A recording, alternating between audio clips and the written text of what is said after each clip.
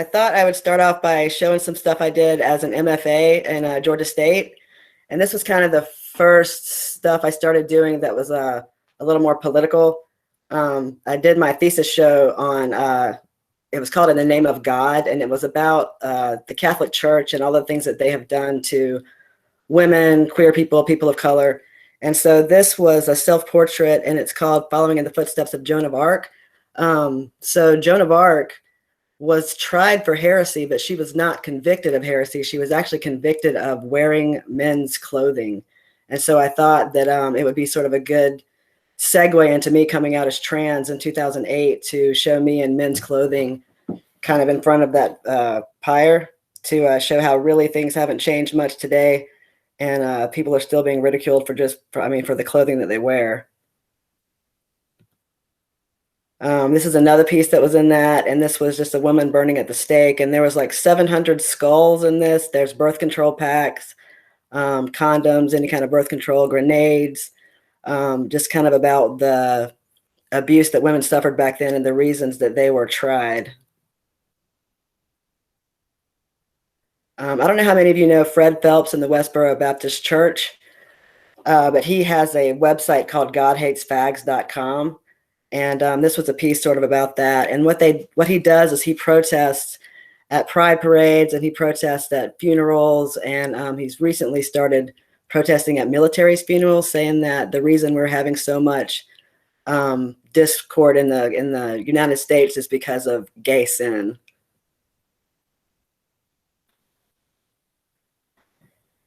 And this was a piece that I got off a postcard that I found, and it was about the Sunday church. And this is what they did after the church service was over. They would gather out in the yard and actually watch lynchings of people. And if you could see the people in the thing, they actually look quite happy. And it's just very disturbing that this kind of thing happened. And this was kind of the first direct piece I did about being trans. And it's a rooster that laid an egg. This is a true story. So this rooster laid an egg, and this was during the Inquisition, and they put him on trial for being of the devil. And so the rooster had a lawyer, and the lawyer actually got him off on the charges, and said that, he's a rooster, he can't possibly be of the devil, this is ridiculous. But they burned him anyway at the stake with his egg. So that's my cross-dressing rooster. And then when I got out of grad school, I was kind of a little burned out from doing such serious, kind of heavy content. In grad school, in undergrad rather, a lot of my stuff was kind of funny. And when I got to grad school, they told me I couldn't do anything funny, couldn't have any kind of sense of humor in my work, and I couldn't do bright colors. So that's why you see those things with rather muted colors. And they were in red, white, and blue to kind of talk about it being in America that these things still happen. So when I got out of grad school, I moved back to Savannah, Georgia, and became a college professor at Armstrong State University. And I switched to doing animals, and they were all about extinction and sort of dressing these animals up as warriors so that they could defend themselves. So still social commentary, but not about being trans. I really hadn't decided at that point to make any work about it, to kind of put myself on that sort of grandstand social stage was a little terrifying at the time. So this was the work I did after that. And there's a giraffe. Talking about, I talked about this yesterday or Monday about doing animals with 4 legs in sculpture. And so this guy actually had his head pointed down like he's drinking water so that it had 5 points of connection. And he's rather large so that I could actually hollow out his legs. And these are called the brothers. These are 2 orangutans, also fairly large. And all of these series were fired in the gas reduction kiln at Cone 10.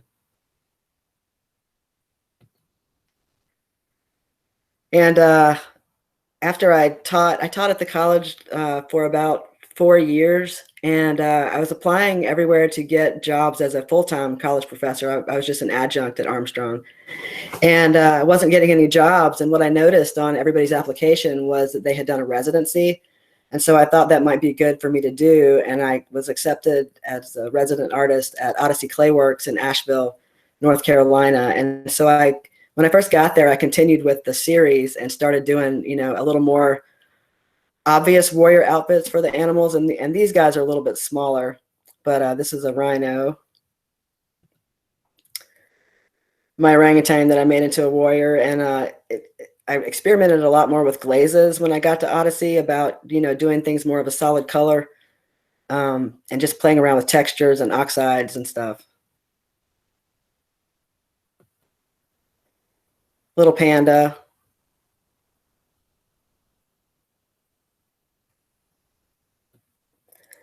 And this was a sculpture done on, there were 4 northern white rhinos left. And so I actually found pictures of the actual rhinos and sculpted their portraits. And they are guarded by 2 to 4 armed guards at all times. I think recently 2 of them have died, and there's 2 left. But they're called the Brothers of the Brothers of Protection or something like that. But I thought it was kind of fun to do an actual portrait of a specific animal to do these. And these are also fairly small, also fired in the gas reduction kiln. So I think it was 2016 that the bathroom laws passed. Still hadn't really made an overt choice to do work about me being trans, but the end of 2015, I had top surgery, which is basically a double mastectomy. And I hadn't yet started hormones, but I still looked very androgynous. And so when North Carolina passed the bathroom bills, for those of you who don't know, it was a reaction to a Charlotte ordinance that allowed transgender people to use the bathroom of their choice. And North Carolina came back with House Bill 2 that opposed that, specifically among other LGBT protections that it took away. It specifically said that you had to go to the bathroom based on what your birth certificate said. So I don't know if you can see it at the bottom of that bathroom tile that is my birth certificate on the floor.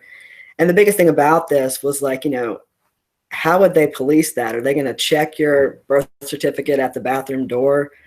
And I got yelled at in bathrooms. I got chased out of a bathroom one time. Another lady started screaming and went and got her husband. So a fairly terrifying experience for me. And I was so angry about it that I made this piece. And so it just says, we just need to pee and repeal HB2. And this is that back tile of the urinals. And so it's a little bit funny if you kind of just see, if you don't really know what it's about, you see me standing at a urinal. And I kind of did that consciously because I kind of wanted to make it be a subject that was approachable and didn't want to make it too dark so that people wouldn't look at it, make it too difficult to look at. And so it was, a lot of people found this piece kind of hilarious, but it also got across the point that I was trying to make. And I think someone from Studio Potter saw this piece and it catapulted this work into more of a spotlight, and Studio Potter ended up doing an article about my work based upon this piece. And so without that conscious choice being made, I started being shown in magazines, and I was asked to speak at NCECA in 2017. So it wasn't like a decision that I actually made to start doing work about it. But once I sort of got attention, I kind of had to make that decision. Do I want to be this visible and therefore vulnerable about not just my work, but about my life too? And now I can no longer separate my work from my life, because when I talk about my work, it is my life. And so that has been rather difficult. And, every time I do a presentation, I kind of have to ask myself, how much of my life do I want to share? And how vulnerable do I want to make myself every time I talk about my work? So this was a second piece that I did in reaction to House Bill 2. This is Pat McCrory, which was our governor at the time, peeking underneath the bathroom stall. And the tile that he's standing on is actually in the shape of North Carolina. And this is what Pat actually looks like. And I made his glasses out of wire. So, peeping Pat McCrory.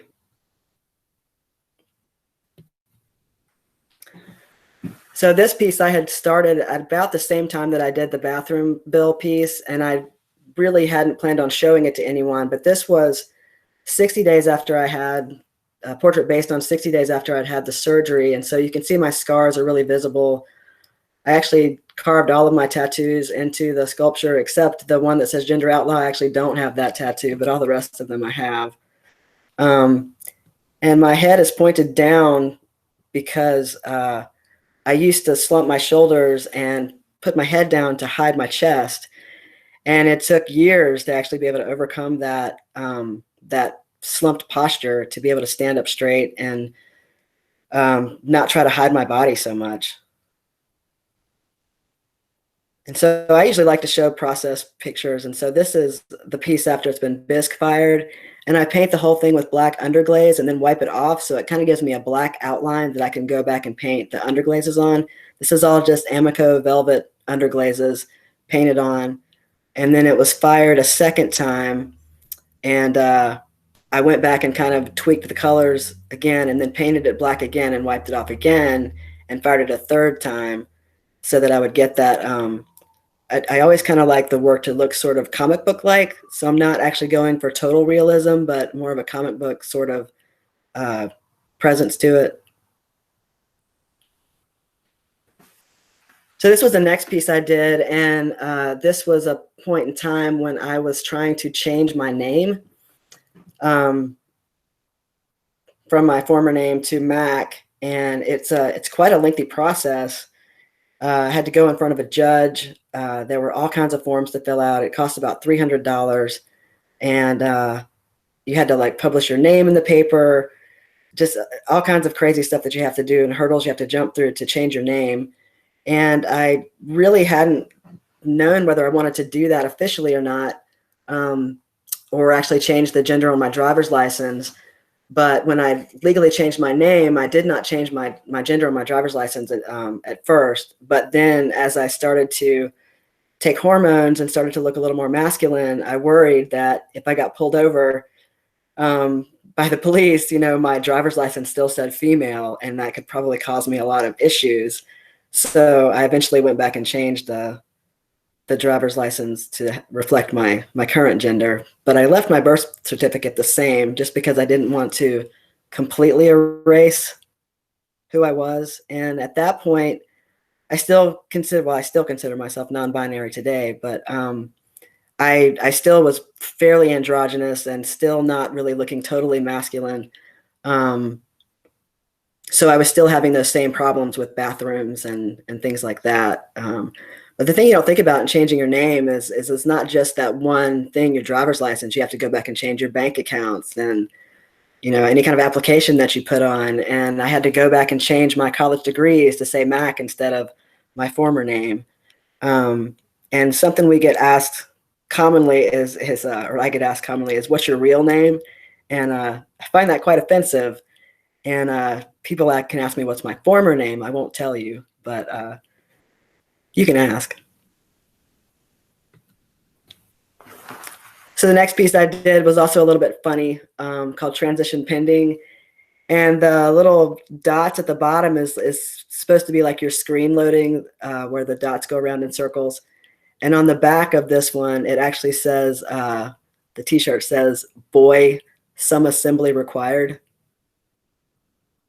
And this is what that piece looked like, leather hard. And those are my actual glasses on it. This is life size, which I do this a lot when I do life size figures. I figure if my glasses fit, then it's pretty good.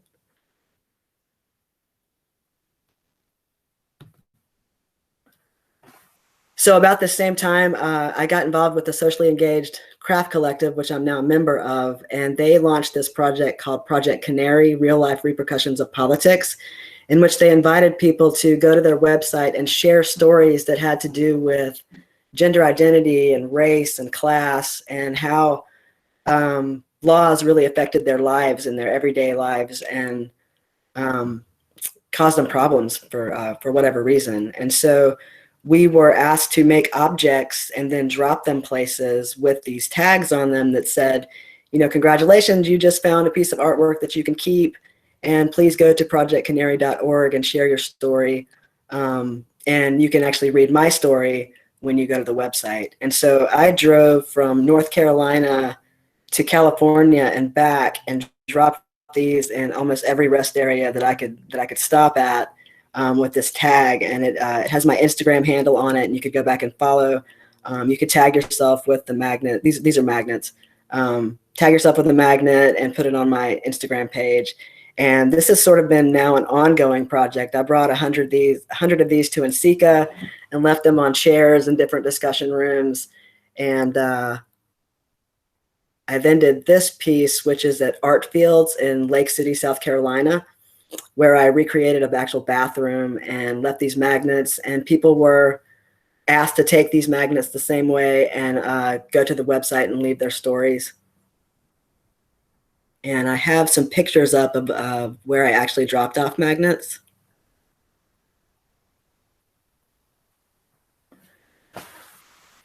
So Kathy King curated a show called Narrative Vessels in New York. And I don't typically do a lot of vessels, at least sculptural vessels. And I thought this might give me a chance to expand what I was doing and actually create a vessel that told a story. So this is a teapot.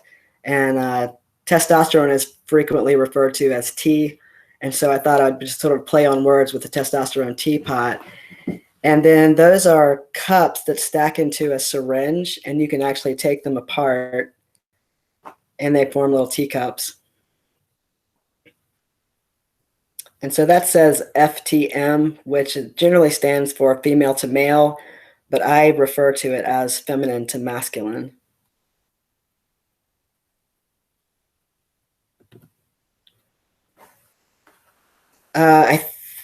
This was in Pittsburgh at an NCECA conference. And for those of you who don't know about NCECA, it's the, what is it? National Center for the Education of Ceramic Arts. Yeah. And so Brian Hopkins curated an exhibition that was going to go in an actual library. And we were asked to create bookends. And then we were supposed to put our favorite books in those bookends, and then they went into this exhibition. And so these people from left to right is Kate Bornstein, who is a trans woman who, I think it was back in the 80s, early 90s, she frequented talk shows like Jerry Springer and Geraldo Rivera and told her story in that manner.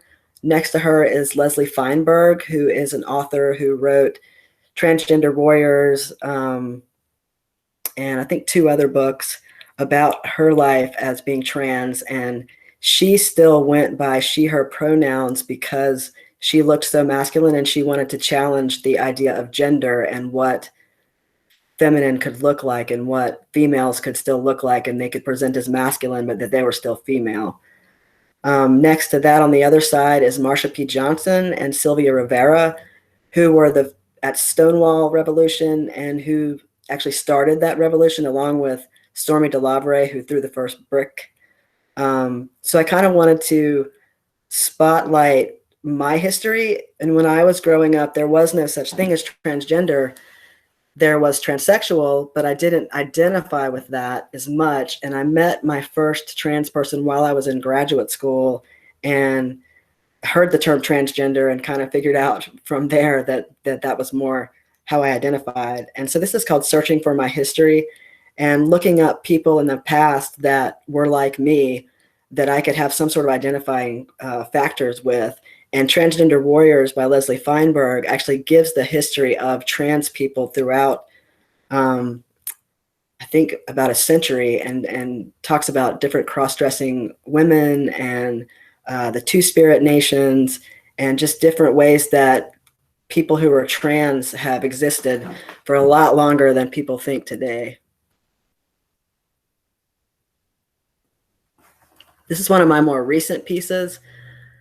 So after giving quite a few lectures and having a very visible presence on social media, I get a lot of criticism and a lot of cruelty on social media, a lot of really inappropriate questions and comments.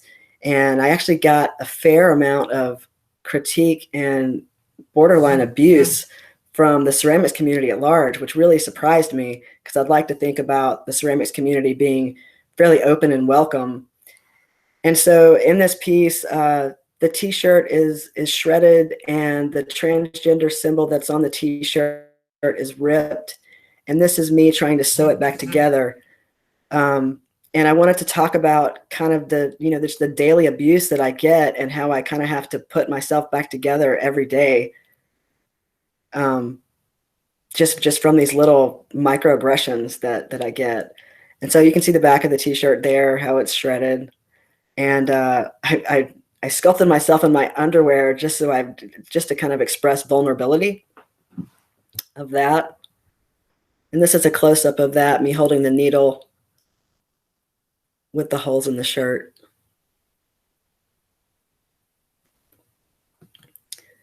And that's an in-process shot. Again, with the underglazes, painting that. And you can also see size. It's hard to tell size in a lot of images when you don't have me in them. So I thought I'd show some of these. This is, it's not life size. It's probably about half size. And I do all my work based on actual photographs of me. I take pictures of myself from all different angles so that I can actually really capture that figure.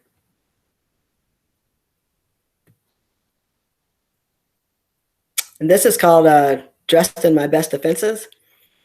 Sort of a similar topic about dealing with sort of microaggression and how I deal with it, and what kind of armor might I wear.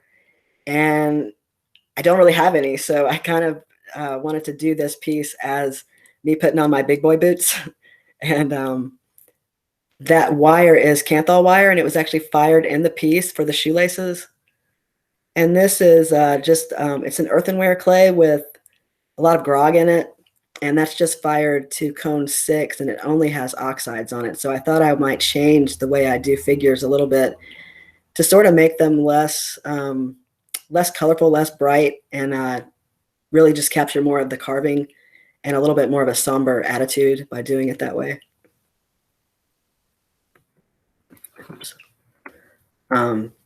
Another piece sort of about that same thing. And this is what trans looked like sometimes, just again, kind of based on those experiences. And my work got a little bit darker over this last period, just dealing with all of the things that I have to deal with. And that one's actually just finished with a cold finish. It's spray paint because I didn't like the way the glaze turned out. So I kind of just fixed it afterwards.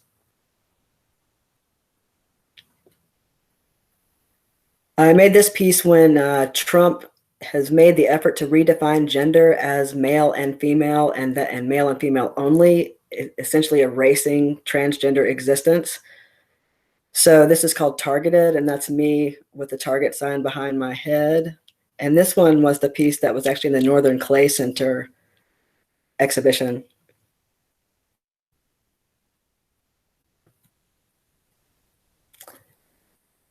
So after all of those kind of heavy content pieces, I wanted to make something different. And also I was kind of at a point in my career where I was asking myself, how many more self-portraits can I do? And what else do I have to say? And am I always going to have to make this work to get any kind of attention?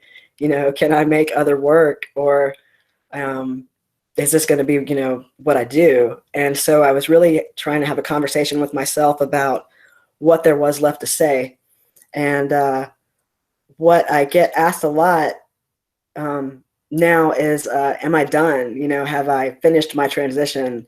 And a lot of people think that journey is from point A to point B, and that, you're at the starting point where you're presenting as male or female, and then there's this end point where you then present as the opposite gender, essentially still staying in that binary system. And I didn't do this to still play in the binary system of male and female. I did this because I don't identify as either, or identify as both. And so what I started looking up was pinup models and vintage ads, and sort of very feminine poses to contradict how people see me. People tend to see me as this masculine presentation. I present as a cis white male, and kind of have lost some of those feminine characteristics that I have. And so this was the first in the series that I've done. And the demo that I did on Monday was one of the second that I'm doing. And so I kind of wanted to, along with this one, present gender nonconforming poses and outfits that might interact with objects, such as, selling and advertising, like you see in some of those old pinup ads and the vintage ads from the 1950s. And there's the one that I just did on Monday is going to be holding a testosterone bottle and sort of advertising masculinity, which I feel like happens a lot.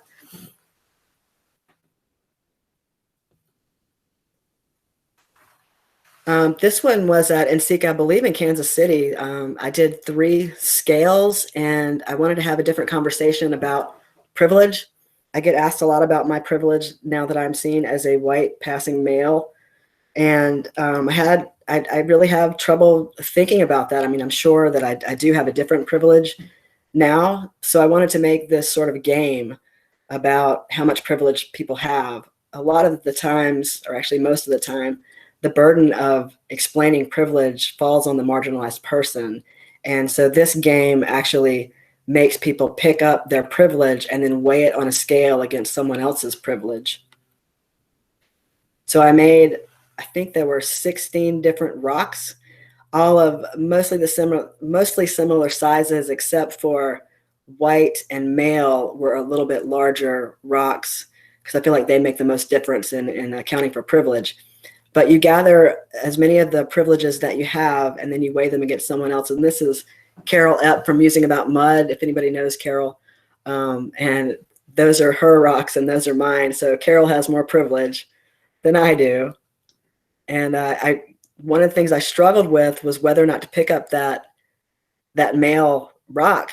Should I pick that up? And I still struggle with it because I pass as male. Should I pick it up? But from what I've heard from other people, because I'm out, because I'm so visible, because I am then vulnerable, I didn't pick up the rock. So again, I still struggle with that topic. But so there were 3 of them, and this is another one. And this had Ronald Reagan AIDS gate on one side, and it had the opiate crisis on the other side.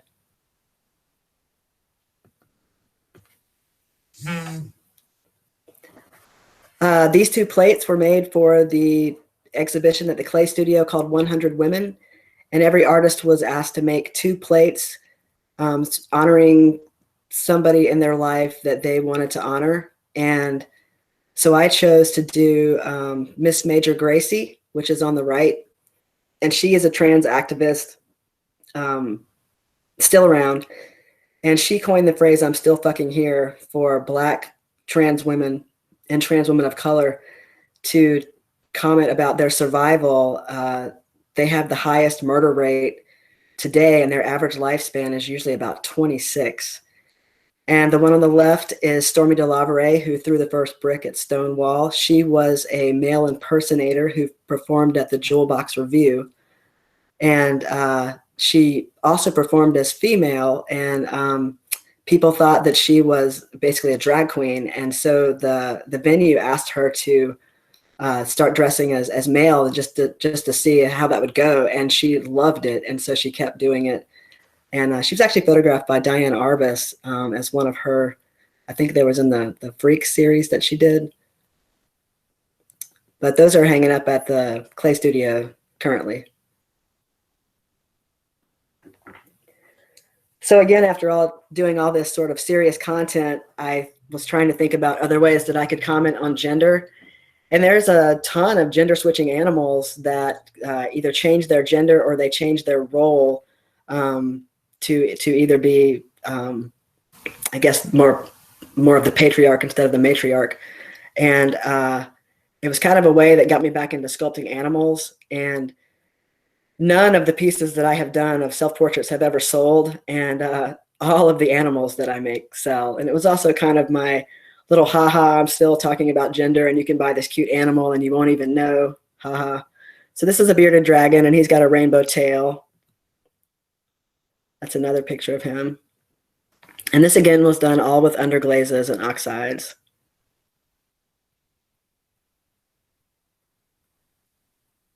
Gender switching frog. This one was done a little differently. This is just all glaze and overglaze. Cone 6. And these are fairly large as well. This is a hyena. And the hyenas don't change their sex. They actually change their gender on how they react within their packs, becoming the more aggressive sort of male role in the pack. And they switch that fairly often.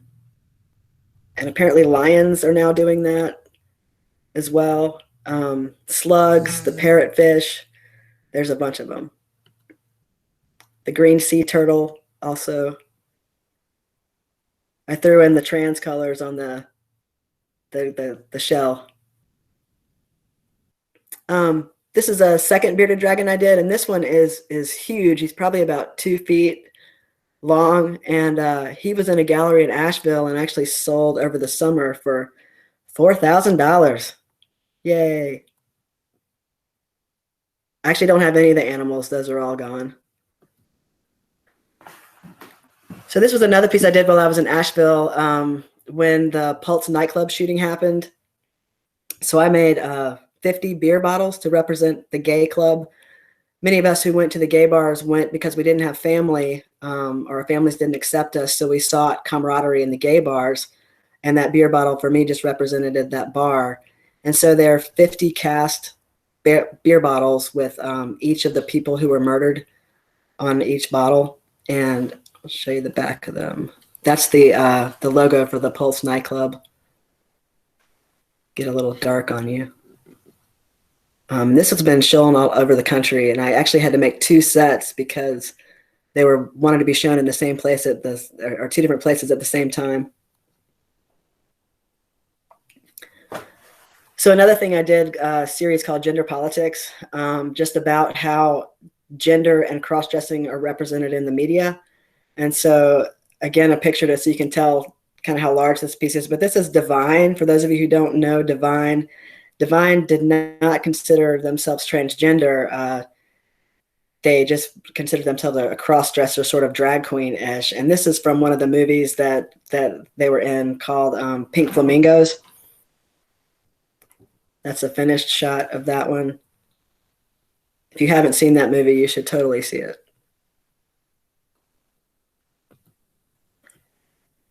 And I started thinking about when was the first time I really saw cross-dressing, and it was really in the Bugs Bunny cartoons. Bugs Bunny cross-dressed frequently,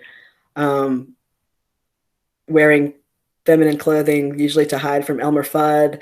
And this is from, I think it's called What's Opera Doc, where she was riding the horse.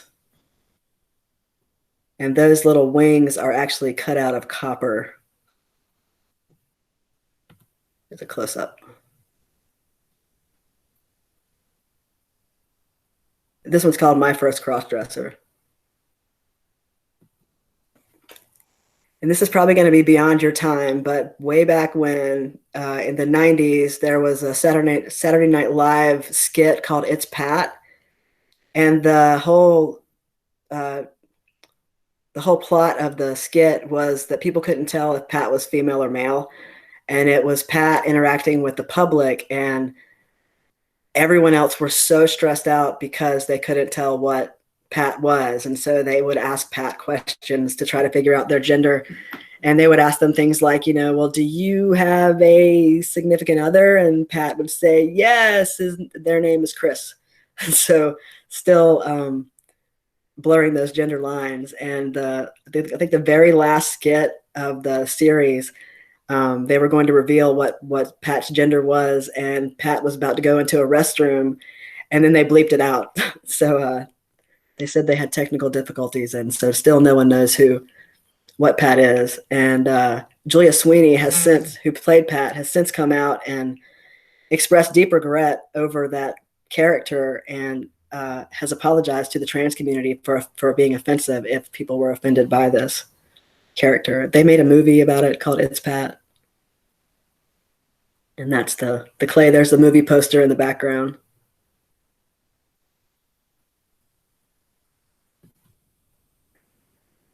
So last thing I was going to talk about, to make a living as an artist, a lot of times we have to make things that will actually sell.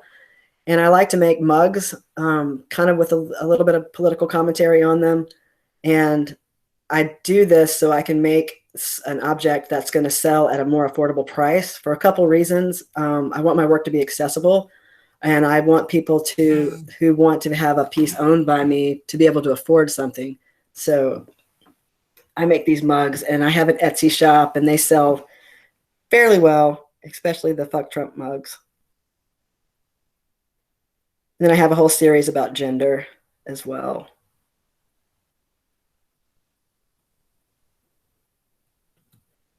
And that's how you can find me.